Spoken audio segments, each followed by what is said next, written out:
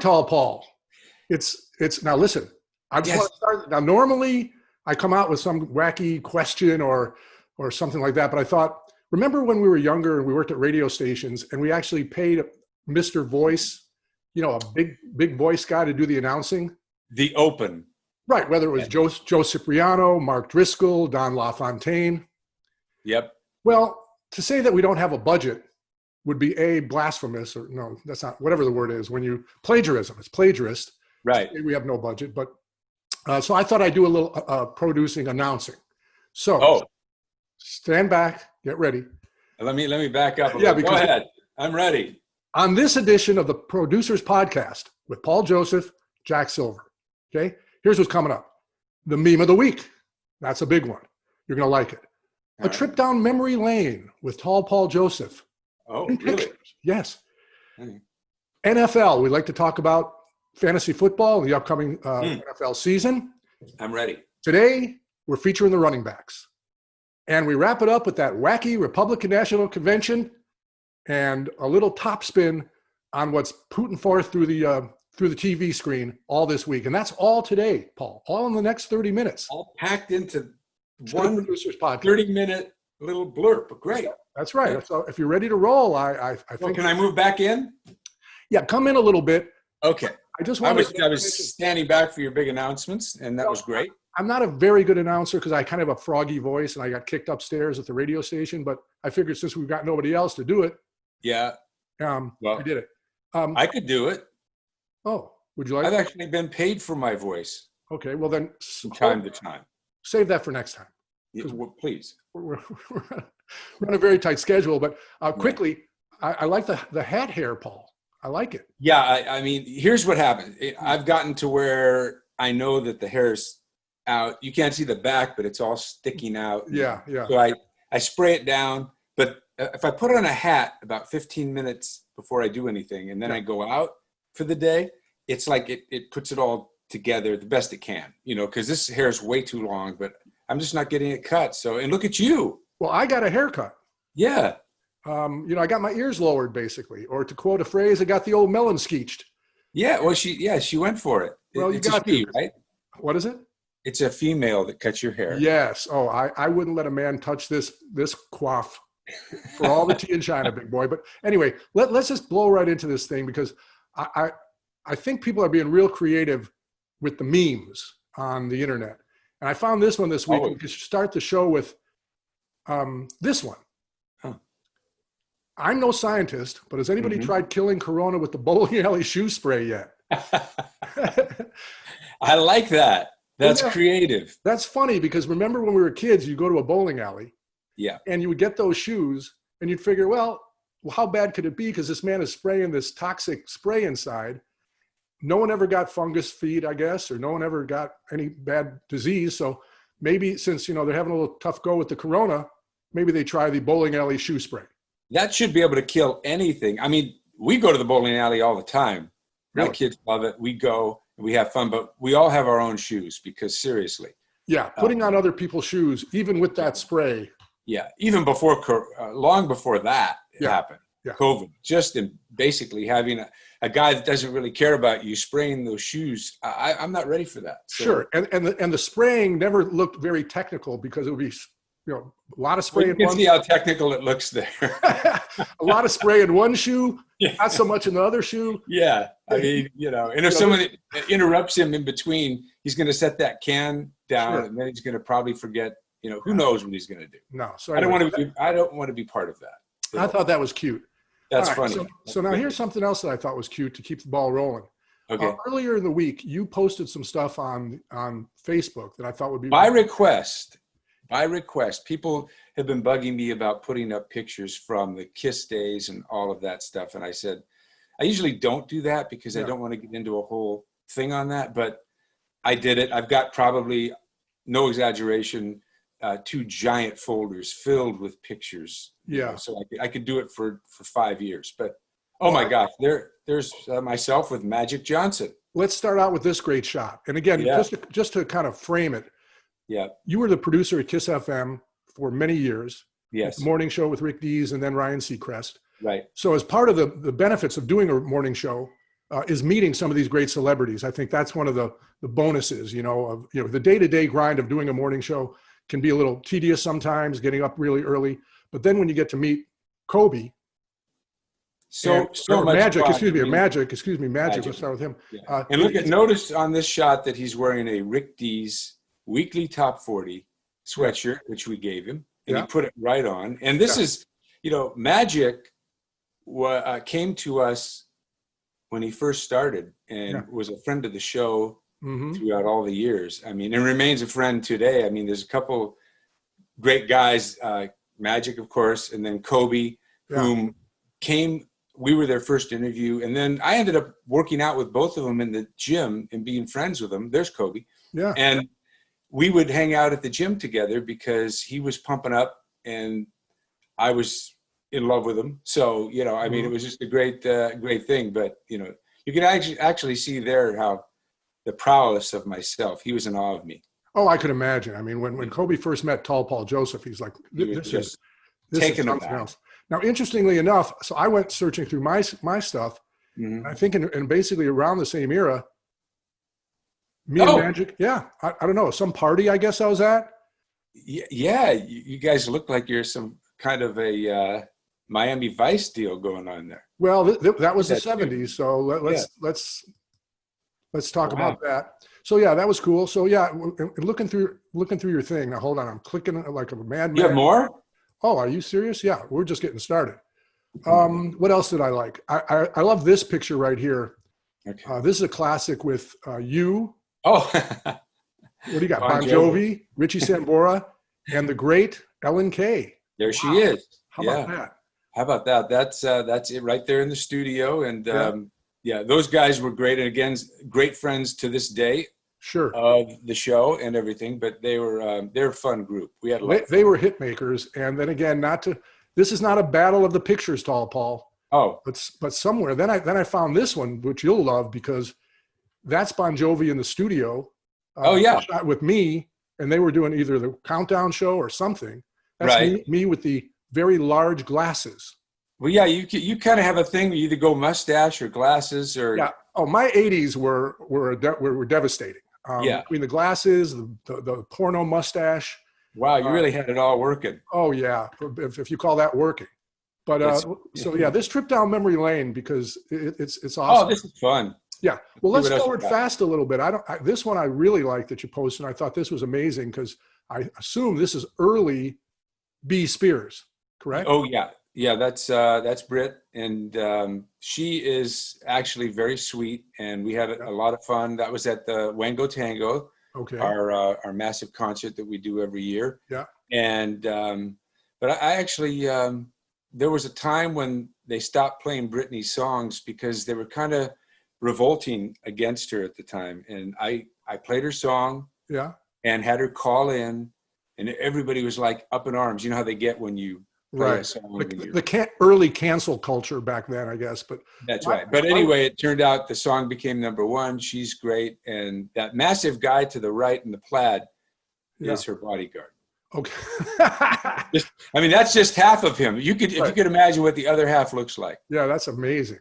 Yeah. All right. Just a couple more of the trip down Paul Joseph's memory lane. Sure. What else really caught my eye that you posted? I think, actually, this one is a classic for a couple of reasons. I think this is you with Phil Collins and Genesis. Oh, yeah. Right? Yeah. The thing about this shot that's so great is back in the day, look at my gym workout pants I used to wear to the studio because nobody cares about what you dress like. Sure. So I'm in those MC Hammer pants. Yeah, I thought you were trying out for the You Can't Touch This video. Well, yeah, you can't touch those. Let me tell you. Yeah, that's killer. Yeah, there they are, the group, all of us together. And they look real happy to be there, because sometimes you take these pictures with the celebrity. These people, I've got to tell you, most people don't understand. Artists in general are not morning people. Now you can see I'm smiling. Look at the rest of them. Yeah. Oh no, they have zero interest in being there. They're not morning people. No, they are not. And so that's a classic right there. Yeah, those pants are killer, Paul. Just a couple more because we got them and we might as well use them. We might as well. What else you got for me? Well, I got this one who, everybody loves Cher.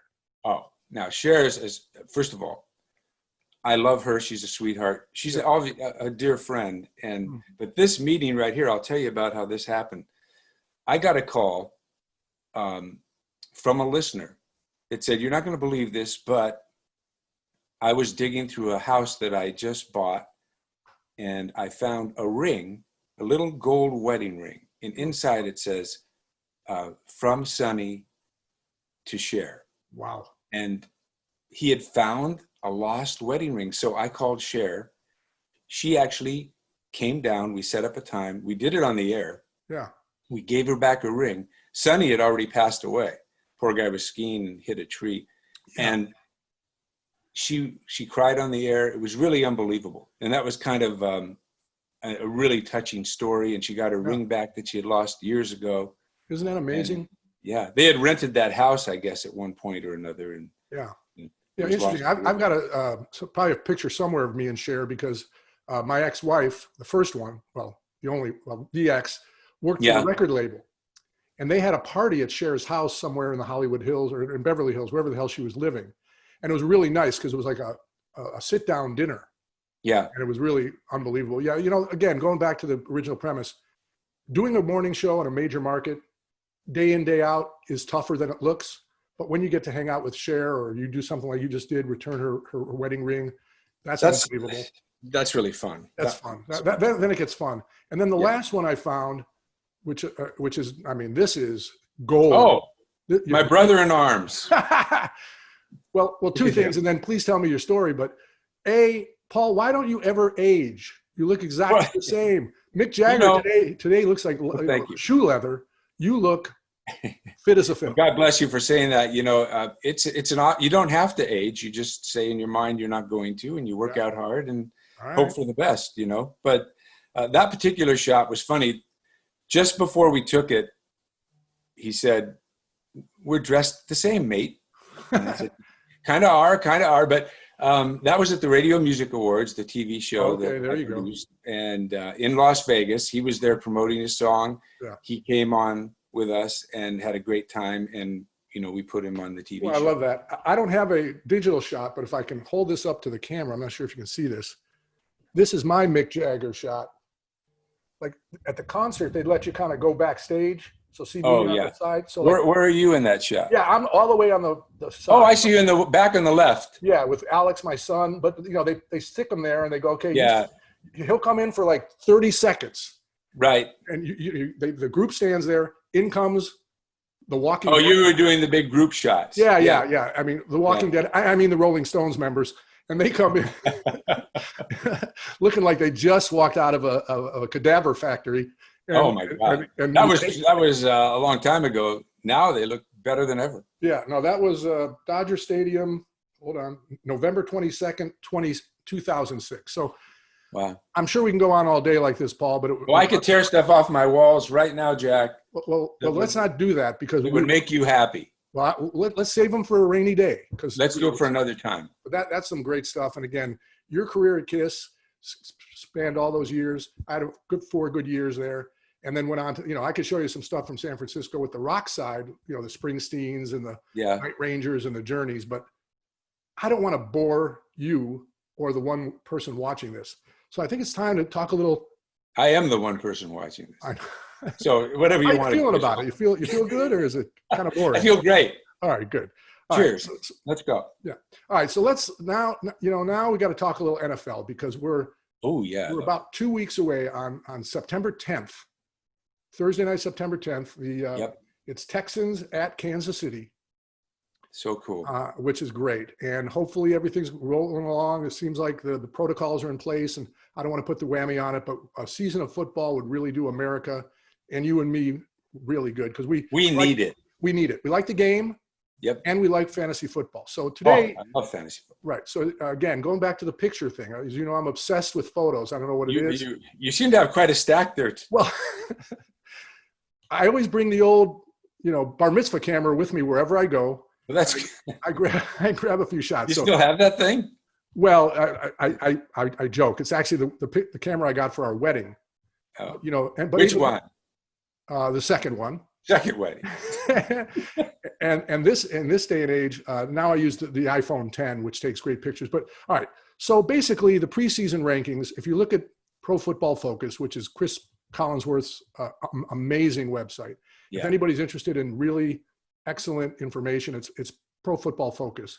Right. They've got Christian McCaffrey as your number one pick and your number one running back. Yeah. Who can disagree with that? Well, no one can. Yeah. And when you look at him, you go, wow, this is kind of a mellow looking dude. And just, but he, another guy, Paul, who I'm surprised we can even see him because he is fast as a blink, right? Oh, no, he is. He's just off the charts fast and so durable. The guy just goes on. I mean, he plays every game, gets pounded, and just keeps getting up. And and he's as good with receiving as he is with running. So it's kind of a double threat. So if you've got the number one pick in your draft, that's your call right there, Christian McCaffrey. He has those good model looks too. Looks like he could be a good-looking guy, and he's buffed up. He's really buffed up over the past couple of seasons. Oh yeah, looking big, really big. Okay, second one. Let's see. Everyone love if you get the second pick, or just want to talk about more running backs. Let's go. Second pick. This stud, Giants running back Saquon Barkley. Is it? Oh, Saquon. Yeah, he's unbelievable. I mean, another guy. Now, but the thing is, Paul, he's a great running back. Yeah, he does really get good in fantasy. But God love those Giants, those New York Football Giants. They don't really succeed very much. Well, they're gonna be better this year. I mean, I think Daniel Jones is the quarterback. Right. And I think I am putting a lot of stock into Jones. I think he's going to come through. I mean, I think they're a team. Obviously, they're rebuilding after they got rid of Manning and all that. But I think they're going to be a heck of a team. But this guy is the anchor. Oh my God! Saquon as the anchor, and then getting Daniel Jones tuned up. Yeah. And they've got good wide receivers and like that. So let's keep going. Another guy that we really like for fantasy, and if you get it, if you're third or fourth, it's this guy, Saints running back Alvin Kamara. Yeah, I wish I had him. I go after him every year. In our league, I'm in a keeper league, so they keep the top 5 players each team. We have 12 teams in our league. Nobody gives him up. Right. Another versatile back, catches the ball, runs the ball, just fast as a blink. Yeah. Really cool. They all like Old Spice. Look at that. Well, again, when you're at when you're at Radio Row, the only way to get these guys is you book it through Old Spice. They come by, they do the conversation, and then you promote Old Spice, which is actually making a big comeback. It was funny, when I was a kid, my dad wore Old Spice, and I always thought kind of a dad's fragrance. Yeah. Between the cologne and the deodorant, people love that Old Spice. I give them credit. Normally you have to change your name when you make a comeback like that. But these guys, Old Spice is back in a big way. Another guy, and I remember watching him in Alabama, Derrick Henry, and, the guy was so much bigger than everybody else. So he's like 6'2", I think, 6'1" or 6'2". And just big. And big and fast and hard to bring down. Tennessee Titans. And I think you'll see a lot from him again. And he's a good pick for your fantasy draft because he puts up numbers. And he did. He had an amazing year last year. My question is, can he do that again this year? Normally with running backs, they have a great year and they kind of need a year off where they don't hit it quite as hard. But this guy's so durable, he might be the exception to that rule. And the thing I learned in the 7.5 years working at a sports radio network, running backs have a very finite length of time in the NFL. 3 to 5 years is when they're really good, and then it kind of drops off. So you got to hope that Derrick Henry, he's still in his prime, so he should be doing just fine. Just a couple more, Paul, because I know you like this. Actually, we haven't gotten to my guy yet either. Hold on. Yeah. I'm not sure who you got. Skipped, you went 1, 2, 3. You skipped one of the major guys. I'll give you a hint, with the Cowboys. Oh, okay. I apologize. Hold on. I don't have a picture of Ezekiel Elliott. You don't? No, well, hold on. Elliott is a huge player, and he's going to have an amazing year this year. So we want to let everybody know that. Right. For sure. I'm kind of jumping around. This isn't as technical as it should be, but of course Ezekiel Elliott should be like number 2 or number 3 in your draft. Right. The only pictures I have of him is him kind of doing squats at the Cowboys camp up in Ventura, California. That would figure. I don't want to show you that. But I know you like this guy right here. Philadelphia Eagles running back Bernie Sanders. Miles. Miles. God darn it, I keep calling easy him. to make that disconnect, but no. Yeah, Miles. I think he's an up and comer. And if you get a chance to grab some of these guys, other names including Joe Mixon, Kenyon Drake, or those are other names. Just a couple more pictures and then we can move on. But I'll tell you who I think, and I'm not because I'm a homer,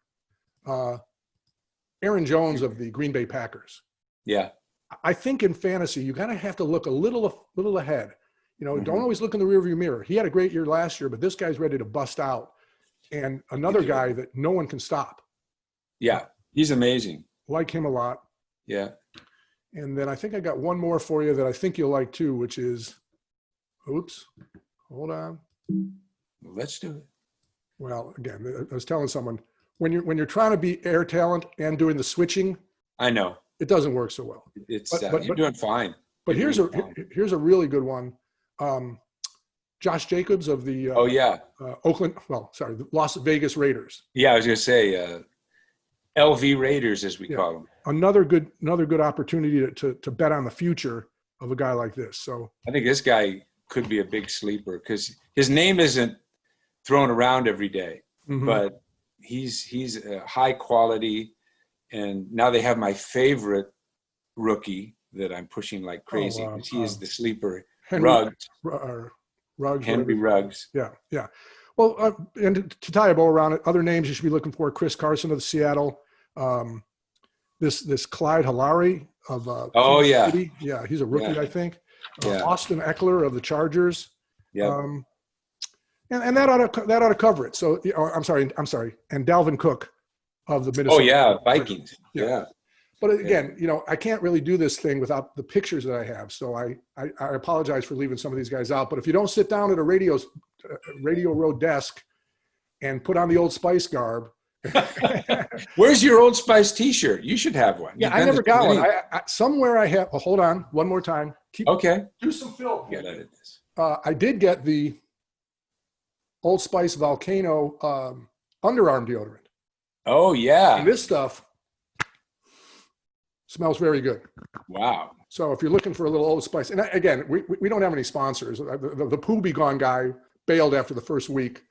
So, but yeah, I thought we had him locked in for 13 weeks. No. Yeah. Well, let's get Old Spice. They seem to like what we do, and we'll wear their T-shirts. Well, why not? Why not?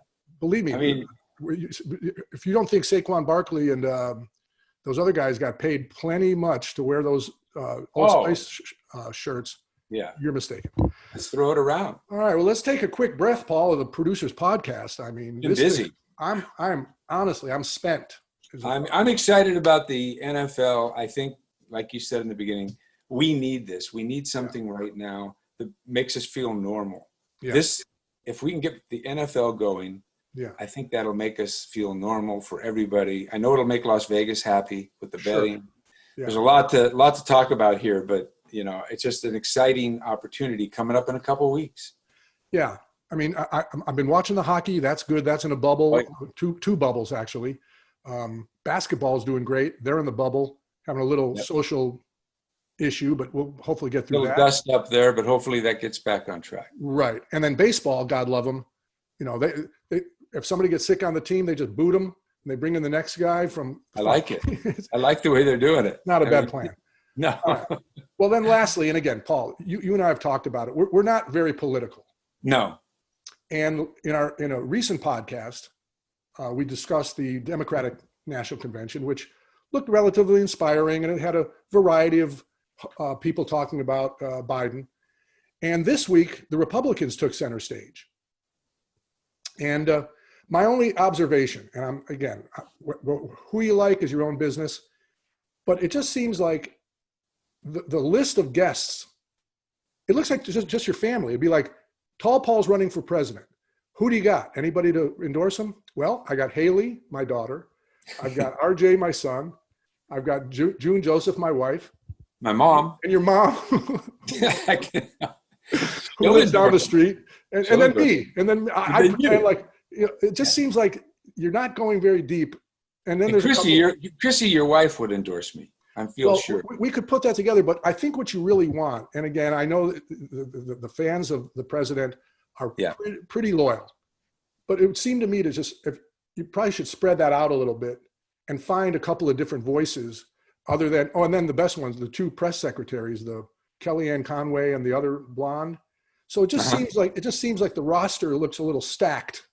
Okay. in favor of people that you know. Like I haven't seen a lot of it. I did see one thing I did like this. I think he's a senator, Tim Scott. Sure. He did a great job. I heard his speech and I thought he really did a good job. I think this guy's an up and comer. Well, that's what's supposed to happen. He wants to run for president. Well, that's what's supposed to happen. You're supposed to find some up and coming people in Congress or the Senate who can speak for you. The Herschel Walker speech was interesting. He was talking about going to Disneyland with President Trump and the family. So I didn't see that. A little bit, yeah. I missed that. You're going to want to roll on that. And then the Garfoyle lady, the woman, the screaming lady. That was a dicey one. But evidently, she used to be the wife of the governor of California. Right. Now she's the fiance of Donald Trump Jr. And the only thing that jumped out to me is, boy, that's a flip of the switch, right? 1 minute you're a Democratic spouse, and now you're in a different camp. How did that change? How did that switch? I don't know. I've always said about and I try to stay out of politics, but I always say, if you're going to run for any office, I would run on what you do and what you're going to do.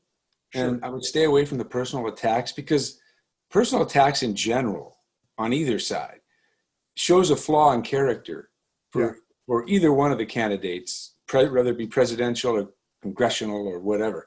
And if you stay away from that, you don't go down that road, and the other person continues to attack you, it just makes them look worse.